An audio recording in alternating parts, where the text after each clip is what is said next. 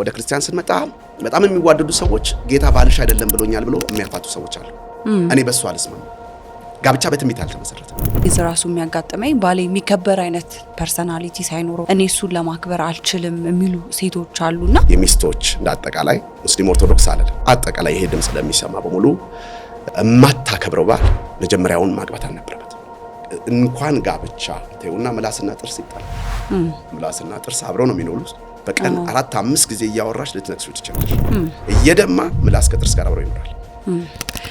ብዙ ምናቃቸው ኢንፎርሜሽኖች አሁን ሶሻል ሚዲያ ላይ ያለ ፌሚኒዝም እንቅስቃሴ ያለ ገዛትን እንድንታገል ውስጣችን ኢጓችን እንዲበረታ ወደ ጋብቻ ስንመጣ ወደ እግዚአብሔር ቃል ስንመለስ ግን ባል የቤት ራስ ነው የሚለው። ባል የቤት ራስ ነው ካለ ራስ ደግሞ እግር ሊሆን አይችልም። ከገባት ከ5 ዓመት ወይም ከ6 ዓመት በኋላ ሌላ ልጅ አለው ቢባል ምን ታደርጋለህ?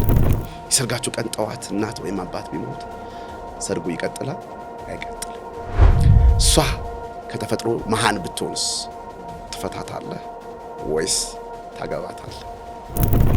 ለምንድን ነው የምትወዳት? አንዳንዱ ጸጉር የሚወድ ሰው አለ፣ አንዳንዱ ሳቅ፣ አንዳንዱ ደግሞ ምግብ ሲበላ ይሄ መጮህ ራሱ ምኗን ወደድክ ሲባል ስትልሱ ወደዋል። ሲተኙ ራቆታቸው ይተኛሉ፣ ሲቆጥሩ ፊታቸው አዝሮ የሚቆጥሩ ሰዎች ማለት ራቆቱ ማንነቱን የሰጠ ሰውዬ እንዴት ገንዘቡ ፊቱን አዝሮ ይቆጥራል? ስለ ትዳር የሚሰማው ነገር ከመልካሙ ይልቅ በጣም መጥፎ ነገር ስለበዛ በአሁን ሰዓት ሰዎች ከማግባት ይልቅ ሚዲያ ላይ ተጠቅመው ያሉት። ሰላማዊ ትዳር ለመምራት ቁልፍ ብለህ የምታስበው ነገር ምንድነው? መቻቻል። መቻቻል እንቅፋት መጥቶሽ ያውቃል? አዎ። ቂም ይዘሽበት ታውቂያለሽ? አላውቅም። ስንት ቀን መጥቶሽ? ብዙ ጊዜ